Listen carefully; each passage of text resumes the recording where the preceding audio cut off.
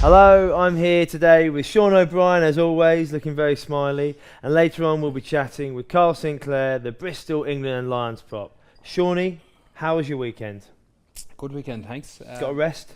Yeah, I was off. Unselected, but yeah. Bunged up shoulder from the week before, so wasn't involved. Looks like you got a good tan though. That's why you're wearing the pink shirt, I see. I was out and about for a few walks with the dogs. Pink to make the girls wink, isn't that what to say?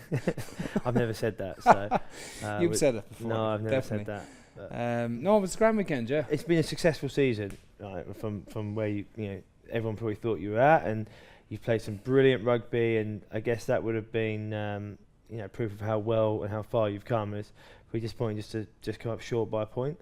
Yeah, definitely disappointed. I think we had high hopes going over there, and we showed at times that we could pull them apart. Let's talk about Henry Arundell. I mean, wow. One of the most incredible tries I've ever seen. But have you known about his talent for a long time? I mean, he obviously came off the bench a few times. He's got man of the match, but that was exceptional. Yeah, he's one of those guys. For the last 2 years, you see him around the place, obviously, and he looks like an athlete for such a young guy. He's big, he's strong, he's incredibly quick. He's running like 10.5s meters per second, as you'll well know, in training, like constantly. So he's the quickest player by far that we have. His attacking capabilities are absolutely phenomenal, and you just see that at the weekend. Only special players are able to do something like that. Anyone who's ever run, across the field, once you get to you've done 100 meters, the lactate is already that you're knackered, right? But the ability to then go again, go in and out, and finish, and he gets up and he doesn't even look tired. I mean, not many people that quick have that kind of stamina. It was a freakish try. When he got to nearly to 22, when he done that little in and out again, and then put the hammer down again, that was the most impressive thing for me. Regardless of the rest of the stuff, I knew once he started running at 22, he was just going to go. But then to go in and out there and then just gas to the line, I was like, oh my good God, this is freakish. Well, Shawnee, I think we've got Sinks on the line now, so we'll have a chat with him. Sink, how you getting on, mate? Yes, Goody. Yes, Shawnee. Good to see you, boys. How you getting on? Very good, very good. How's life? It is what it is at the moment. Dealing with a little bit of a back issue. I've been in better places, but it's on the mend. And hopefully, I don't know, in the next couple of weeks, get back out there on the field and get back to doing what I love. Is it what you like when you're injured, Sinks? Does it get you quite down? Do you go into yourself a bit? Do you still try and be around the boys and try and help as much as possible? I think when, especially the younger part of my career, I would get really, really down. And if I'm being honest, I'd be quite a victim, and I'd always kind of look outward and blame other people and be like, oh, it's the trainer's fault for making me do this, or, just always kind of looking externally. Whereas I feel like I'm at a point in my life now where I try to take full responsibility in everything in my life. I always try to stay neutral in everything. Obviously, I obviously know you guys very well and spent a good time with Shawnee in 2017. And I'd say back then, I was kind of very erratic, like my energy levels, I'd be really, really high. And then in the next moment, I'll be extremely angry. And Sean, you remember all the training sessions and in the games trying to exactly. Whereas I felt like I was minding a child sometimes. Honestly, exactly. It was exactly that. And now I just try to stay neutral. I actually put a social media post out about that yesterday. And that's the key for me. It's like, when things are going good, when things are going bad, it's exactly the same thing. It kind of is what it is. So for me at this moment, I'm just like truly just focused on my pattern. Like, what do I have to do today for me to I guess complete the day and me to feel great? Yeah. Well, what exactly is your preparation in a week, and what have you got at home that helps you with that? I would say I really try to take like the holistic approach to I guess my preparation. And during my work with my mentor at Save Your World, what we've kind of made up for me is essentially, it's called the pattern. So before I was introduced to my mentor at Save Your World, all I would focus on, Goode and Sean, as you'd know, is just the total physical side of it. I'd be like sauna, ice, gym, more gym, food, more training, more, just physical. And the reason I did that was because I just wanted to feel good about myself. I always constantly wanted that endorphin rush. You know how it feels after you've had a good gym session. You literally feel like you could take on the world. And that's constantly what I was craving. But where I was really lacking was my emotional intelligence and dealing with trauma that had happened to me in the past. As you guys know, I'm quite an extremist. So when I do something, I do it 100 miles an hour. If I'm going to be, if I'm going to recover, I'm going to do 50 saunas as opposed to one. Like I always want to do more. So I had to kind of taper back more on the physical side of stuff because I tend to do so much in terms of the physical side. So Mondays are purely kind of recovery day, light training, still making sure I get my drilling and my extras in. And the other stuff that I've implemented is stuff like meditation, stuff like reading. I'd say until lockdown, I'd never read a book in my life. Never in my life. And that's just, I guess, growing up and the environments I was put in, books were never really pushed onto us. So, reading, meditation, breath work, spending time by myself, because I don't think we understand as people sometimes that we're around so many people in a rugby environment. Literally, I'd say at Bristol, anywhere between 40 and 60 people a day, and you subconsciously take on all of everyone's stuff. Because I love to I guess be in amongst it with the boys. I'd love to help and give people advice, but I would never kind of look after myself. And then when I'd be actually an emotional mess. And then when I'd get onto the field, I'll just like that is like my canvas, and that's my time to express myself. If I feel like an emotional mess off the field, when I get on the field, I'm going to be an emotional mess. I think the table has turned because Shawnee has regressed hugely since 2015, 17, where it lasts 5 years. He needs someone in his life, some stability, a mentor. He needs to understand, breathing exercises. So meditation would go a long way. You can be my baby minder now. Yeah, well, mate, it's about time I return the favour, Shawnee, bro. I got you. I think the first thing you need to do is just take that phone out of his hand, just for 10 minutes a day. That would just be a great start. Honestly, I got you, Shawnee, bro. Don't be stressed. I got you, bro. Let's just talk a little bit about your career. You've starting out, rugby wasn't the first sport you sort of encountered. I know you've told me you probably could have played centre back for England at football a few times. But how did you find out about rugby? How did you get involved with it? Football was always my first sport. Like growing up in London and South London, it's a hotbed for football. So that was all we did, day in to day out, was just play football.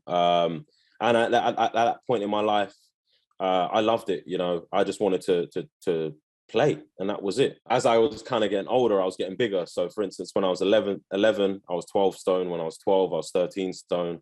So on and so forth. And it got to a point where I'd literally touch someone and they'd be on the floor rolling around. And I just said, look, this isn't for me anymore. Like, I'm getting yellow carded, sent off all the time. I just hate it. 12 years of age, 13 stone coming in with a 2-foot tackle. It's nothing to do with like how heavy you were or big you were at that stage, mate. It's just the fact that forearms and elbows to the face don't work out. It was obviously the wrong sport for me. And then my mum was on the phone to a friend one day, and my mum's friend just said, look, you should take Kyle to the local rugby club. My son's just recently started. I think Kyle would really, really enjoy it. That next Sunday, went down to the rugby club and loved it. It was the most surreal feeling ever. I can still remember it to this day when I, picked the rugby. I got the rugby ball and was running down the touchline. I was like, I was born to do this. And, obviously I was very fortunate because I kind of found my purpose at, 11, 12, or however old I was. I knew I was going to become a rugby player. I remember sitting in the car with my mum after. I was like, I'm going to be a rugby player. Didn't know if it was professional. I didn't know if there was any teams. I didn't know any players. I was just like, I was put on this earth to do this. That's what I'm doing. And everything else became kind of irrelevant along in my life, really. All I wanted to do was play rugby. And how important was that outlet of rugby growing up for you? I mean, you've talked about it. Yeah, it was huge for me. I'd say 3-4 years ago, up until then, I was a very, very angry person. Very angry. But a lot of suppressed anger as well. So for me to have the outlet of rugby to to express myself probably got me out of a lot of trouble, if I'm being honest. You know, there's not many places in the world where, you know, you're going to get told well done for absolutely, you know, battering someone, obviously legally within the laws. Who have been the key players in sort of shaping you from, you know, early age to the man you are today, and that growth that, you know, we've applauded so far? I would say definitely in my early years, the structure I had at Harlequins allowed me to make the mistakes, but not like get kind of thrown under the bus, if that makes sense. So the support team I had at Quins at the time, with Tony Diprose, John Kingston, Conor O'Shea, and Colin Osborne, they really kind of had my back and looked after me. I would say kind of the middle kind of part of my career, which I guess I'm in now, very grateful to, you know, Eddie. He showed a lot of confidence in me when I was lacking it, if I'm being honest. He obviously gave me a chance when I wasn't playing for Harlequins, where I wasn't starting consistently. Took me on the tour, and has kind of been someone who's always been in my corner. And you know, I feel like as a coach, he really understands me and gets me in terms of who I am in a person and like what makes me tick. And then obviously they signed Adam Jones, who's someone else who I'm eternally grateful for.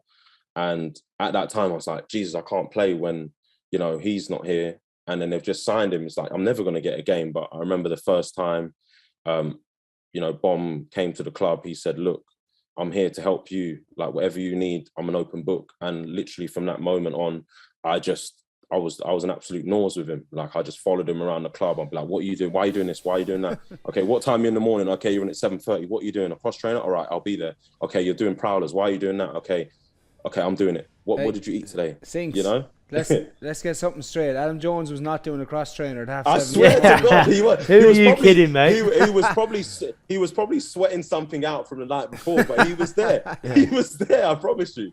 But just little things like that. It's like people can always tell. Like for me, I like to feel. I like to see.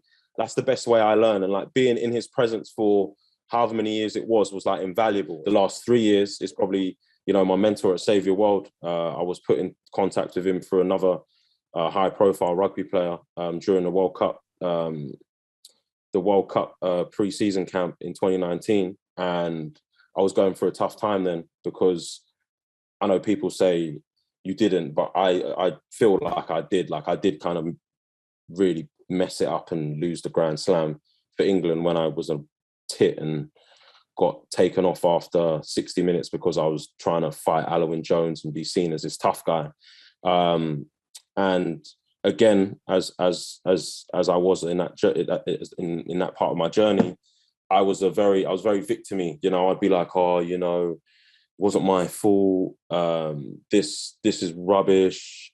I don't know why I've been taken off. It wasn't me. And then just that kind of pre-season was, I guess, mentally the hardest I've ever been pushed. Like Eddie was really, really trying to curb that discipline and make sure I was disciplined and someone he could account on. And if I'm being honest, at that point, I probably wasn't. And then one of the boys just said, look, I think you should speak to this guy. And I called him, and then just like everything kind of made sense in terms of, like, I would always kind of speak to psychologists, and we've all been here. And it's like, for me, my issue was anger. And they would say, you know, Kyle, you know, think this is all the psychologists looking, you know, watching. I'm not bagging psychologists. It just wasn't for me. And obviously everyone's got different methods, but the psychologists I was put in touch with, it was like, you know, Kyle, when you feel like this, you know, think blue, think cold, think blue. And I'll just be like, have you played rugby? Like, I'm at Millennium Stadium. There's like 70,000 people. Like, I've got a chance to center myself and take a breath. Like, the ball's that would be that. Like, you haven't got time to think, you know. And it was just like, I understood why he gave me the understanding of why I was the way I was, and it was all it all came back to my father and me not processing that and putting other men in that father figure position. So, for instance, a coach, for instance, a player, for instance, I guess someone in my family who's a male figure. But my main issue was putting players and putting coaches in those positions. And obviously they don't know that. So a coach isn't going to know that I see him as my father. And I literally feel like he's my dad, and then he's going to drop me one week. And then I feel literally betrayed. So I'm walking around fucking angry because another man has betrayed me in my life. And then I go out on the field and I give away 10 penalties and I'm just like, F you, and it's like, actually, Kyle, it's time to become your own man. So you spoke so well about your mentors and the people who have helped you in your career. And that leads us on to the platform you set up, the Recuissance. Perhaps for the viewers and listeners out there, you could just tell them a little bit about it. Well, the Recuissance is my form of service. It's an online platform which is purely for content. So you have 3 content categories: will, intellect, and physicality. And all of those categories combined with the content created is all about inspiring the next generation coming through.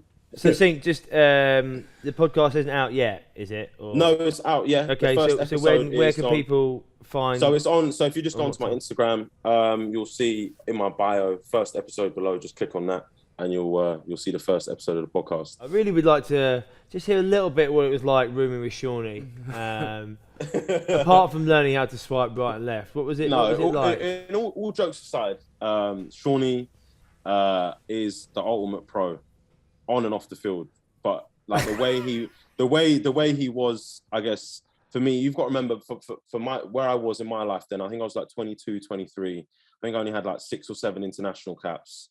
Never started a game. So like for me to even be on this tour was, I don't even know how I got on that plane, like from what I'd done on that international stage, I essentially I didn't feel worthy, to be honest, to be there, and then to be like rooming with Shawnee and being in the presence amongst these guys was really, really was unbelievable for me. And that's why I wanted to just be a sponge. So like Shawnee is an unbelievable person and a good man. Like we would have deep chats and like he'd always give me advice. I remember, I think it was a training session and I probably lost my rag again, and Shawnee would like pull me to one side and be like, keep your head on, like I got your back kind of thing. You're going to be a great player.